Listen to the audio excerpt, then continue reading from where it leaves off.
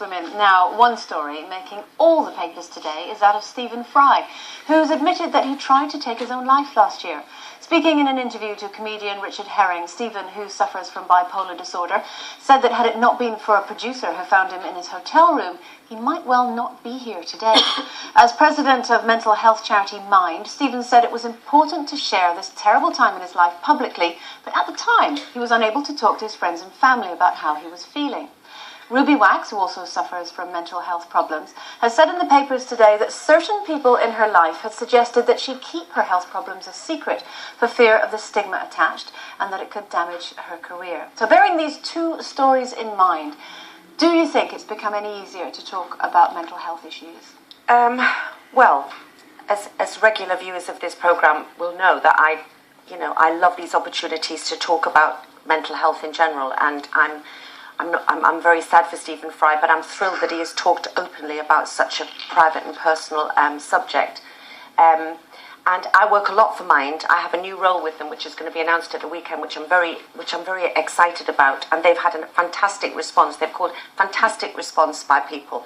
They have also said that that having celebrities talk about their own mental health issues really does encourage people to come forward. So my own battle with this horrendous illness, mine isn't bipolar, mine is clinical depression, so I don't have the hypermania, because it used to be called manic depression in Stephen's case. Well, the clinical depression is just the lows, whereas bipolar is the extraordinary highs, which is almost mania. I mean, Stephen Fry says he sometimes doesn't sleep for 4 days. And your behaviour becomes very erratic, and it's what used to be called manic depression. But the actual clinical depression side of it is the same for what I suffer from and what he suffers from. Mine started when I had Matthew, who's now 24, so mine started as postnatal depression, as indeed do many women who suffer clinical depression. It is as a result of their cycle or indeed of postnatal depression. And the question is, do we talk about it more? There has been huge advances in how people do talk about it in the 24 years since I've suffered from it, and I talk about it that I live with a mental illness. My periods of wellness are much greater. I've learned how to deal with them better when they come, but they still are very much significant in my life. And I related very strongly to something that Stephen said. He said that when I'm on QI, the programme he fronts, he said that sometimes I'm going, yeah, ha, ha, ha, ha, ha, ha. But inside I'm thinking I want to die. And I've actually sat in Andrea's chair once when I was anchoring. You girls know this. And the depression was so thick. My depression is endogenous, so it means that it's not always reactive. It's not reacting to a situation. I can just be carrying on my normal life, feeling quite normal. Quite happy. Well, quite happy, but quite normal. That's another thing about the media calling them happy pills. They're not happy pills. That's another thing, the antidepressants that I'm a huge advocate of when prescribed properly, because they're a lifesaver in some cases. They're normalising. They're normalised. They're not happy pills. But I've sat there. Yeah, I do. I will always take them for the rest of my life. But I sat there once, and the depression had come on so quickly and so thickly. I was almost catatonic. It was hard for me to speak. Because once it has a physical presence as well, and once I had it so badly that it was almost like I had Bell's palsy. It was so thick in me. My hands went into a sort of arthritic thing, and my face was like I had Bell's palsy. Anyway, it wasn't quite as bad. And I was sat there, and I just kept thinking, get through the show. And to anyone watching in the audience in the studio or at home, it would look like I was going, oh, and our next guest is, ha, ha, ha, ha, ha. And I was thinking, any minute now I'm going to pull the plug and walk off. And I got through the show. And I got to my dressing room, and my mum, bless her, had called me, and she said, you're not well, are you? And my mum and my close family could see in my eyes, when I get it, there's like a deadness in my eyes. Now, Stephen says he couldn't talk to his family. I'm here today because I did talk to my family. It was other people sometimes that you wouldn't talk to because they don't understand. Well, that's it. It's the most isolating, horrendous condition. And at one point, and this sounds very dramatic, and I don't want to take away from anyone who's got this, because I've just lost my mum to it. I used to almost wish that I could swap it for cancer, and I say that because I used to think if I had cancer, people may not know how it feels, but they would understand how serious it was, and someone would say to me, you will get better, we can prescribe this, or you won't get better, but at least I would know. Also, when you have a physical problem, it's much easier for people to accept that. You know, if you want time off work, if you've got a mental health issue, people kind of think, well, why can't you just put up and shut up and get on with it? You know, if you see something and it's physical, it makes it a lot more easy to It's because depression's not a mood, you see. It's an illness. It's not a mood. It's not about I don't know if I've ever had depression, to be honest. You would know if you had.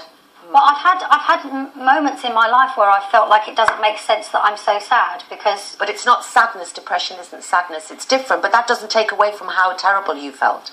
But I think as a woman, you do, because of the hormonal imbalance that often happens during the course of our lives, you do experience something similar that doesn't make sense to you because, you know, on the outside, and if you look at your life, for me, it's a happy life, but there have been times in my life where I've just cried uncontrollably and with no reason or But can rhyme. I just give you an analogy without jumping in? It's just I get so just trying to explain it. I don't know the difference. The difference is that if in my depression states someone came to the door of my house and they said, "You've won 17 million on the lottery," or your son has got this brilliant job and he's going to be set for life, or if they said your family have been wiped out in an aircraft disaster, it would be like that. There is nothing. It robs you of your ability to love and to feel anything, and it's crippling. That's very different. I grew up with my mum as well. Back in those days, when I was about 12, my mum had depression. Well, we assumed she had depression because the GP prescribed tranquilizers, which are not antidepressants. Not antidepressants, tranquilizers, which in those days were the way that they dealt with depression. And my mum kept it a secret, and she took tranquilizers for 6 years. And it was only through watching Esther Ranson on That's Life back in the day, when she told everybody you're only supposed to take them for 3 weeks maximum, that my mum realised that she had a problem. But she kept it to herself because nobody spoke about it, because she thought she was going mad. Her biggest fear was that somebody should see her behave in a mad, strange, unusual way, and she will be judged for that. And the other fear, people who are going mad don't know they're going mad, so you're not going mad. But we didn't know a lot about it back then. And her other biggest fear was that if she went to see a psychiatrist, it would be on the record, on her record, that she'd consulted a clinical psychiatrist, and so therefore she must be mad and unreliable. Well, these things are moving on, which is why it's so important to talk about. But also, I think that's as well why a lot of women don't come forward, because you have the stigma of, if you admit that you've had any kind of problems, your kids might get taken away from you. Well, because it's not like your leg is broken, they put it in a cast and make it better. There's that worry. That we've had some lovely emails in, and this one from Helen is something that I can resonate with. Helen says, "I was diagnosed with chronic recurrent depression some 4 to 5 years ago and have never discussed my feelings and innermost thoughts with my family. My reasoning for this is that I don't see any point in upsetting and worrying those closest to me when there's nothing they can do anyway." And I think a lot of people feel that way. They don't want to talk about it. Yeah. Well, it's also, back in the day, again, a woman would never admit to anything because your husband could actually have you sectioned. And I think there's this stigma about mental health, and every form you get, it says, have you got any mental health problems? And your doctor will even say, don't admit to having that and put it on your record, because that will go against insurance things. So there has to be a change.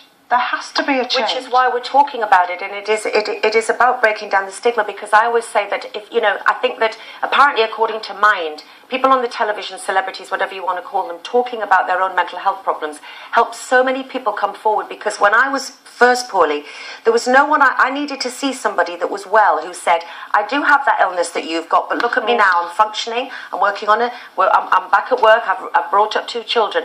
I will always have my times, but you learn how to deal with them more. And antidepressants are not tranquilizers, and it's like somebody taking the insulin for diabetes. If I don't take my tablets, I can't function properly. But I do function properly for lots of reasons. You're absolutely. I mean, you do so many things so well. But in the same way that you wouldn't deprive someone of medicine with a different kind of illness, if you have a chemical imbalance and you're told, take this pill to balance you out, why on earth would you deprive someone of that and make it a stigma? I don't understand it. If you've been affected by what we've been talking about just now, you can find out more information about mental health issues on the Loose Women website. Break time.